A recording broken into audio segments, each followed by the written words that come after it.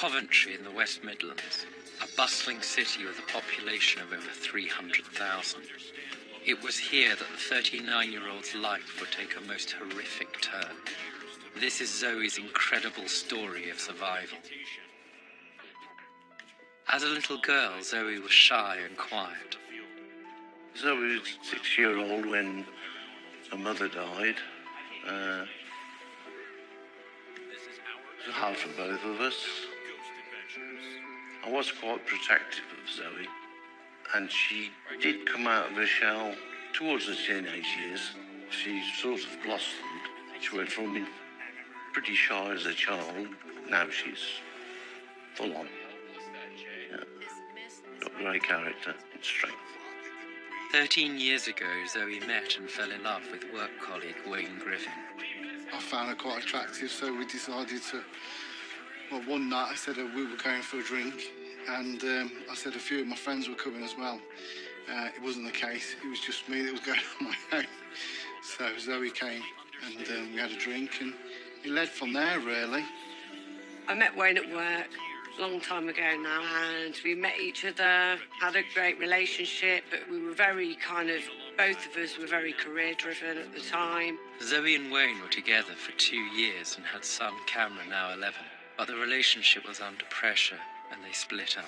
We just ended the relationship because it got difficult in terms of I think, like work-wise, and then having my son. It was quite a hard time for us, so we ended the relationship, but amicably. So, for the sake of my son, we decided to go our separate ways, but stay as good friends. In the years that followed, Zoe concentrated on looking after her family. But in April 2012, whilst browsing online, she came in contact with Jason Smith, a man who would turn her life into a living nightmare. He happened to be on my Facebook friends list. I don't think I'd ever met him physically before. Yeah, I mean, we started chatting, and then he kind of asked me out for a date. So we went out for a date. They hit it off straight away. He was very charming. He was really charismatic, very attentive, kind of listening to everything that I said. And I found myself really relaxed with him, you know. And I must say the first date went really well. We kind of had a lot in common, and he listened to a lot of the things that I had to say. Yeah, it was good. At first, Jason seemed perfect, but those closest to her had their concerns. First time I met Jason, I went over to the house, obviously, to collect my son. And every time I'd walk into the house, he seemed to walk out the door. To me, there was something strange about him because he, when I went in, he sort of disappeared upstairs, or when I went round in the afternoon, he was still in bed. By September 2013, and 16 months into their relationship, Jason had moved in with Zoe. Wayne was getting married to new partner Dawn and decided to invite Zoe and Jason to the wedding. The fact that he came to the wedding and he met all my families and present himself as this nice, happy-go-lucky guy who's, you know, looking after your daughter, Colin, making sure she's all right, but actually there's something more sinister going on in his head, clearly. And then the cracks began to appear. There was a time where I'd had an argument with Jason, and it was never a shouting argument, there was never raised voices, it was a disagreement, you know. He was trying to get some keys from me, and I was trying to hide the keys because he wanted to take the car and drive off, and I was like, you're not taking the car, it's not yours. And he pushed me, and I'd actually cracked my ribs, and it was painful. One time I went round there to collect Cameron, and Zoe was in a bit of pain. She had a bit of pain in her side. I asked her how she did that, and she said that she slipped on the decking outside, and she said that's how she got the bruise, which at the time I kind of believed. I didn't see any reason not to believe that. I just couldn't understand that he's gone from one person to another. I didn't know him. I just thought, who is this person? Jason's behaviour had turned controlling and abusive, and events were about to take a very drastic turn. Things started to change probably just before Christmas of 2013. He'd started to drink in the day. We'd kind of had an argument, and I said to him, look, I can't have this around the children. I don't want alcohol around the children. I mean, obviously, people have a drink at the weekends in the evening, but, you know, I'm not coming back from work and having somebody drunk. You need to go. Zoe desperately needed a break from the relationship, but Jason did not want to let go. He'd be messaging me every day, I mean hundreds of times a day. If it wasn't on Facebook, it'd be on WhatsApp. If it wasn't on WhatsApp, it'd be a text. If it wasn't text, it was calling. And I was like, Jason, you know, this can't continue. You can't keep contacting me, you know, at this level every single day. I'm trying to work. Jason agreed to move out and give Zoe space. But a week later, while she was alone in the house with her daughter, he was back, and he was determined to get her attention. All of a sudden, this figure appeared in the garden. I realised it was actually Jason. He ran round to the side of the house, and he started kicking the door. And I was shouting, what are you doing? What on earth are you doing? Obviously, I'd called the police. He's in the house. Yeah, please.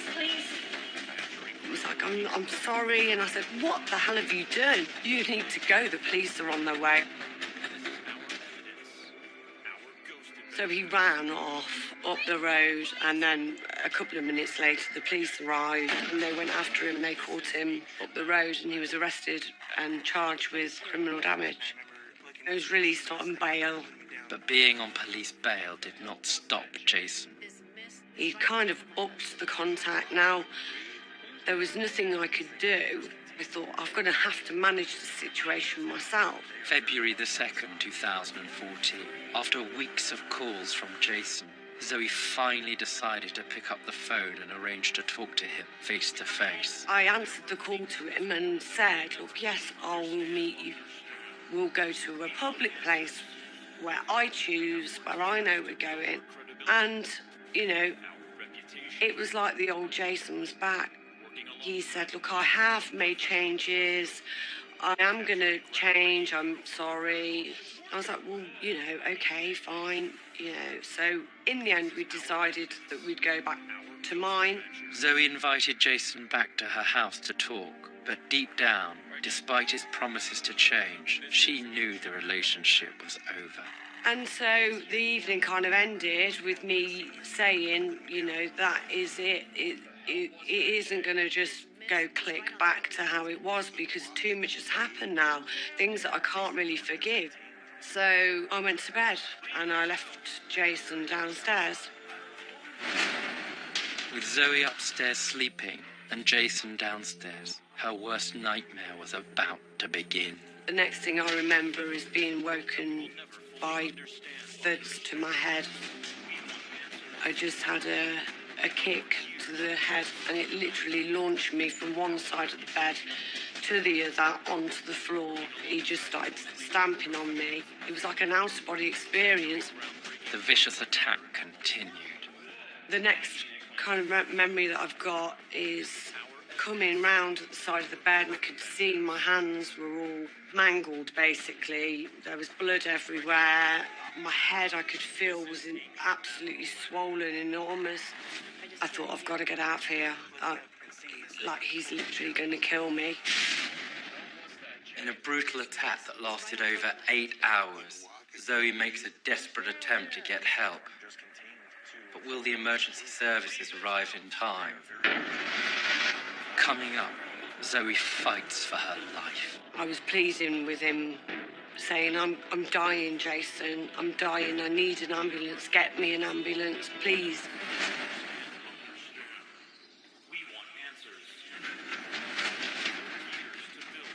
It's February 2014, and Zoe Dronfield is trapped inside her house by her ex-boyfriend, Jason Smith, being beaten in a vicious attack that's lasted over 8 hours.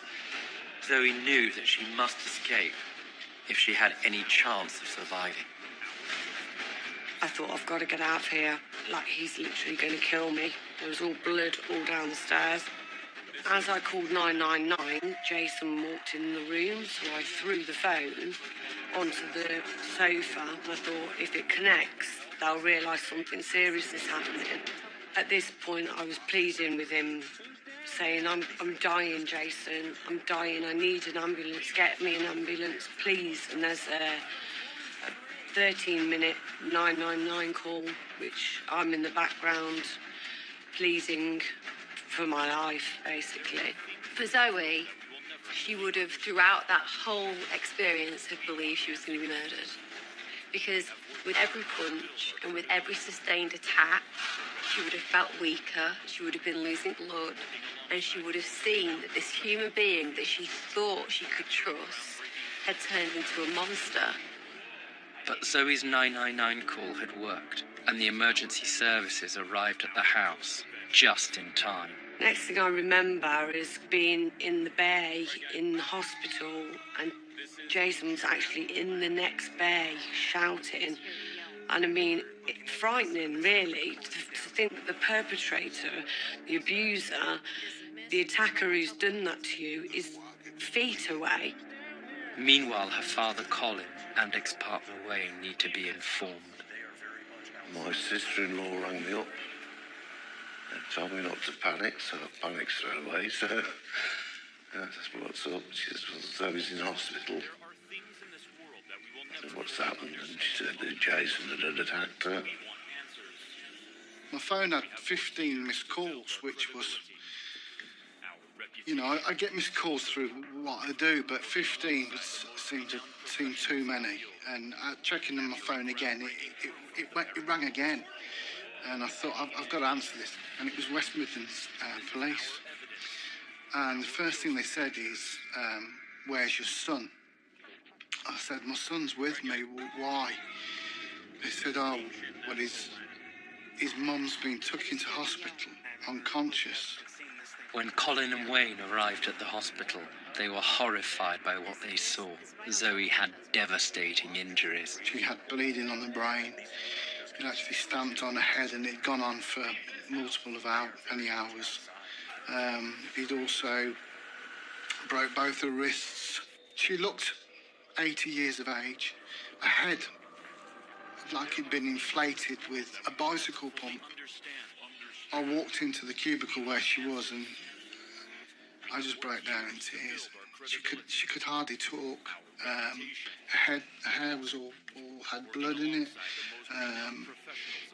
Her face was really badly swollen, and that image will stay with me for the rest of my life. I had a bleed on the brain, I had a cracked cheekbone, broken nose in several places. My head was swollen, really unrecognisable. I had laceration marks to my nose, my chin, broken right arm, and then I had stab wounds to back of my left hand, which are defence wounds. I've obviously gotten to cover myself. Zoe was in hospital for 14 days, and when she was finally discharged, the real extent of her injuries became apparent.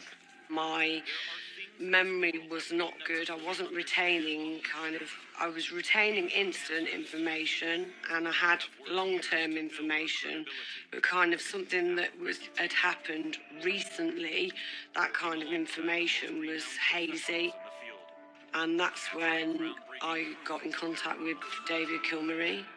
The problem was that straight after the incident, she had no recollection of what had happened. So we were trying to pick up and trying to piece together exactly what had happened. Zoe's injuries were so severe she struggled to remember the full extent of the brutal attack. But in order to provide police with a detailed account of what happened, and to ensure that Jason would be held accountable, it was left to Dr. David Kilmurry to help Zoe regain her memory. She was suffering with all the build-up signs to devastating serious psychological problems. Stress and extreme trauma can mean that we close down and we decide not to retrieve that memory. It's too painful. So we close up the protective function. So the technique is always relaxing, slowing things down, and we retrieve the information when the person's in a completely comfortable state. While Zoe was trying to deal with the effects of her injuries, Jason was being held in custody on remand, but that didn't stop him continuing to contact her. He was on remand from the day he was arrested after the attack, and he still couldn't stop the contact. Even behind bars, he was still able to contact me. He called me off an unknown number saying, "Oh, baby, it wasn't me. You know, you fell down the stairs. I was trying to save you." During Jason's time on remand, he actually rings Zoe repeatedly, and it takes on this cycle where he constantly tries to say that she caused it. It's her fault, that he didn't really do what he did. And she rejects this constantly, but he's chipping away at her confidence all the way through this. And that's very, very powerful, getting her to think that somehow she deserved it. And that's the cycle of an abuser. As details of Jason's crime became known across the West Midlands police force, an unsuspected witness and ex-partner of Jason's came forward. I met Jason Smith in October 2003. We began a relationship. I noticed virtually straight off some of the signs that he was an offender by the fact that he would check your phone, check my phone, open mail meant for me. He would question me on text messages. He would control about things I'd wear and just little put-downs as well. As time went on, he began to show his true colours to the point where he would turn up around my house when I didn't want him there. He'd break into my house. He'd assault me. He was just relentless in his pursuit of me. He would text me like 250 times, 300 times a day. It was sometimes easier just to take him back than just to go through the actual process of trying to keep him away. He would threaten me, threaten my children, threaten my family. On one occasion, he actually took me to a hotel and he stripped me completely naked so I wouldn't be able to leave the room. At that point, when I was involved in a relationship with him, I'd been a police officer for 10 years. And the shocking thing about it is, I never believed I'd become the victim of a crime that I'm supposed to resolve in my job. Police Constable Carmen Ciccarello had been a victim of Jason Smith, but had never spoken out publicly until she heard about Zoe. My sergeant had phoned me and told me that Jason Smith had been arrested for attempt murder. The first time I got him arrested, he was released on bail conditions, and my superintendent arranged to put a panic alarm in my house. And 4 weeks later, sure enough, he broke in again while I was in bed, and thankfully I managed to activate the alarm because I don't think I'd have survived that day. In May 2005, Jason was sentenced to 5 months in prison for his harassment against Carmen. I'd like to think that it didn't happen for no reason and that something good would come of it. When I wrote my victim personal statement 10 years ago, I did state that he would cause irreversible harm to somebody else if something wasn't done about him. I stated that he would end up killing somebody. Yeah, we're police, but we're also human beings, and we get caught as well. Despite the training that we get, and despite being able to recognise the symptoms and the signs, and when I found out what happened to Zoe, I broke down in tears. But it was through anger more than anything, because I predicted this 10 years ago. I knew he was capable of really hurting somebody, and sure enough, what he did to Zoe, he did nearly kill her. Zoe spent the next year building up to the court case, trying to get her life back on track. In March 2015, the trial finally began, and Zoe would have to face Jason Smith for the first time since the attack. I went to court over a year down the line, which was hideous because my whole life was on hold. When we turned up at court, I was told, yes, he's there. There's always in the back of your mind thinking that, could he get away with this? I thought that he might go guilty as soon as we get to court because he's realised that I'm there and I'm going to go through with it. But still, unbelievably, went not guilty throughout the whole trial. On the day of the trial, I'd asked for special measures, which is when you're a vulnerable victim, you're to give evidence behind a screen, so I didn't have to come face to face with him. First of all, I was given a folder which had over 20 different pictures of the scene, which was harrowing, actually. Having to go through that was quite traumatic. Jason Smith was found guilty and sentenced to a minimum of 10 years in prison. As he sent him to prison today, a judge described Smith as a violent bully who will not take no for an answer. Jason is your typical domestic abuser. It would not matter who you were or what your relationship was. In the end, he would seek to control you, he would want to physically hurt you, and he'd want to dominate you. That's his character. And it would take a huge amount of work and analysis for him to ever change those ways. He's best kept away from women. She rose like a phoenix from the flames at the end, and she delivered a speech to the press at the end, and it was triumphant, should we say. I can't be more pleased for it. Zoe Dronfield emerged from court in Royal Leamington Spa after seeing him sentenced to 14 years in prison. Today, justice has been served and my attacker got 14 years in prison for almost killing me and leaving my two beautiful children without a mother. I'd say she's a bit more timid than she used to be. She's a good mother, and I think what kept her going was that she's a mom at the end of the day, and she wouldn't want to be without them children. Those kids are her world, and she Sorry.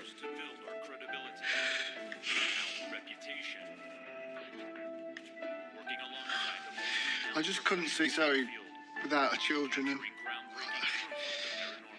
it's just that one moment could have took. Those children could have not had a mum for the rest of their life. My message to get out there is that if you don't let them beat you and you actually take that as it happened, it's their issue, and concentrate on rebuilding yourself and moving forward and looking forward, not looking back, then you can rebuild your life.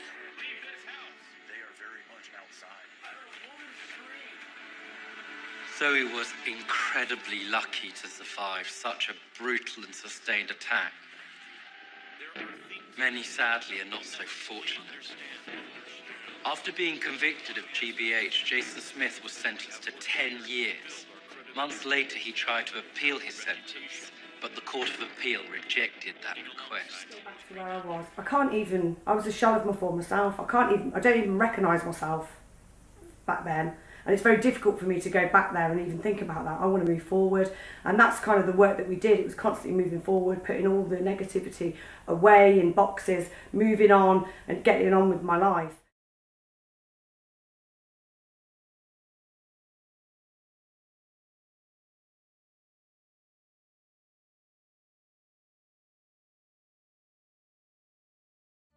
I never wanted to have this kind of therapy where you go over and over old ground. For me, it's to move forward, have a solution. There's got to be a goal, there's got to be a reason why you're going there. You know, have you achieved it? Targets, setting targets and achieving those targets. My personality is quite driven anyway. Prior to the attack, that's how I dealt with things. And kind of that therapy worked for me in terms of having a focus and a solution at the end of each kind of session. And we would look through what the goals were, what goals were set, what we're going to do next time, what are we achieving.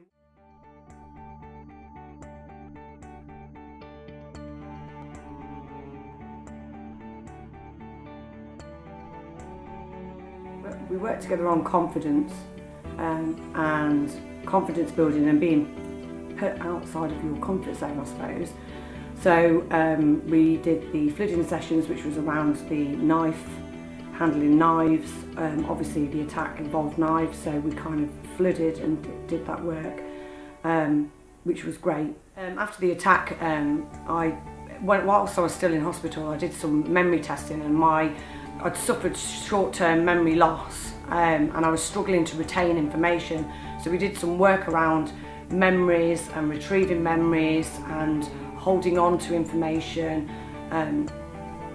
which obviously, you know, I've gone back to work very soon after. Haven't just gone back to work, I've got a new job, better job, and a lot of my work is around memory and learning and, you know, being confident and everything else. So, you know, without my confidence, without my memory, then I wouldn't be able to move forward. So it was very, very important that I concentrated on that, really. The thing is, it's not about going back. We've done that. We've done what I needed to do in terms of understanding what happened and having clarity around that, around the attack and around those events. We've done that. We've been there. Let's move on. Don't need to keep going over that. That's not helpful. It's not helpful to keep revisiting something that's unhealthy in your life. You know, it's healthier to keep looking forward and having a goal for the future. I actually would say I'm stronger, because the fact is, I went through a near-death experience and it's absolutely awful, but I'm here and it's given me a new passion for life, if you like, and kind of you feel grateful. You know, I'm grateful that I've been given this chance, and obviously grateful for my children. That's very important. That I just want people to realise that you don't have to be a victim. You know, you can be a survivor and you can live through it, and come out the other end a much stronger person with more education. You know, I didn't know anything about domestic violence until that happened to me. I've immersed myself in it now. I understand it all, and I think there's a severe lack of education around domestic violence, but I hope to change that. I actually nearly died that day, but I was actually reborn, and I've got a new life.